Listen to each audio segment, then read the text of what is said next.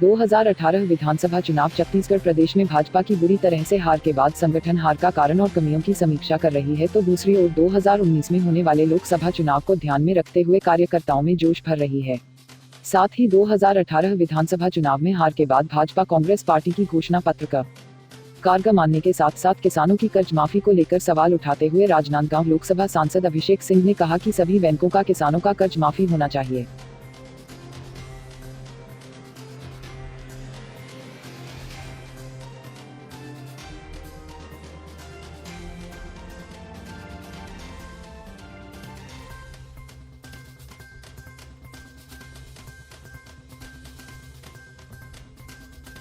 साथ ही समीक्षा को लेकर कवर्धा पहुंचे संगठन के महामंत्री पवन शाह ने कार्यकर्ताओं को कहा, कांग्रेस के घोषणा पत्र पर ध्यान दे सभी कार्यकर्ता कि क्या क्या वायदे किए हैं और जो वायदे समय में पूरा ना हो उसे जन जन तक पहुंचाओ और सांप की फनकार की तरह पूरी जोश के साथ सरकार को घेरने के लिए तैयार रहो। विधानसभा चुनाव के परिणाम के बाद स्वाभाविक रूप से कार्यकर्ताओं के साथ बैठने की इच्छा थी और बैठक हुई भी नहीं थी, और इसलिए आज कवर्धा कबीरधाम जिले की दोनों विधानसभा के कार्यकर्ताओं को बुलाकर पंडरिया और कवर्धा विधानसभा के कार्यकर्ताओं के साथ बैठना हुआ और हमारे प्रदेश के संगठन महामंत्री आदरणीय पवन शाह जी भी उपस्थित थे। और आने वाले समय में कार्यकर्ता चुनाव का जो जनादेश मिला है उसको स्वीकार करके आने वाली संगठन की चुनौतियों को लेकर, लोकसभा के चुनाव को लेकर और अपनी पार्टी को और मजबूत करने को लेकर क्या रणनीति है, उन विषयों पर बातचीत हुई, उनका मार्गदर्शन मिला। कार्यकर्ताओं के साथ उनके भी कुछ सुझाव आए और मुझे लगता है कि आने वाले समय की रणनीति को लेकर भारतीय जनता पार्टी का कार्यकर्ता पुनः नई जोश, नई ऊर्जा के साथ काम करने को तैयार है। देखिए, हार की कोई एक वजह नहीं होती, कई वजह है, लेकिन उसके बाद भी प्रदेश स्तर पर एक बार गहन समीक्षा हो जाए। प्रदेश का संगठन इस चुनाव से जुड़े हुए कई मुद्दों को लेकर पूरे प्रदेश के अलग अलग क्षेत्र में कौन से मुद्दे हावी रहे उनको अध्ययन करेगा। लेकिन एक चीज़ जो मोटी मोटी समझ में आती है वो ये है कि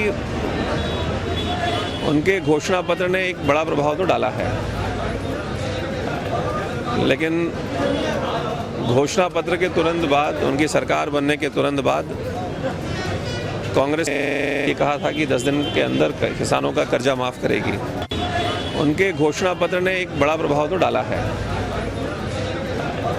लेकिन घोषणा पत्र के तुरंत बाद, उनकी सरकार बनने के तुरंत बाद कांग्रेस ने ये कहा था कि 10 दिन के अंदर किसानों का कर्जा माफ़ करेगी।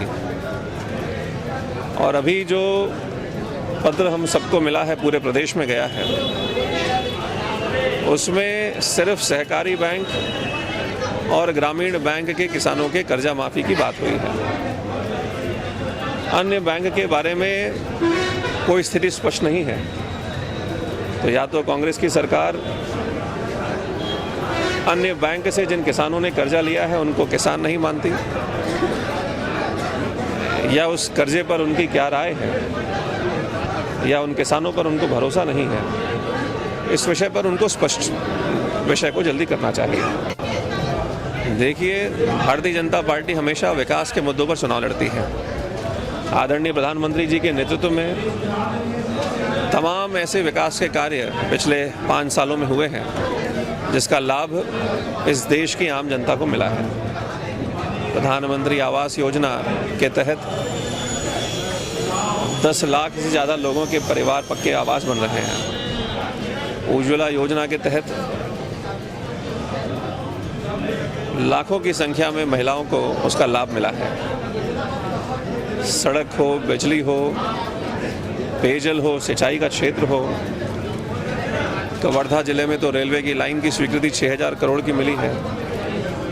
ऐसी तमाम केंद्र सरकार के द्वारा जो कार्य हुए हैं और प्रधानमंत्री जी का मजबूत नेतृत्व, इस आधार पर भारतीय जनता पार्टी चुनाव के लिए तैयार है।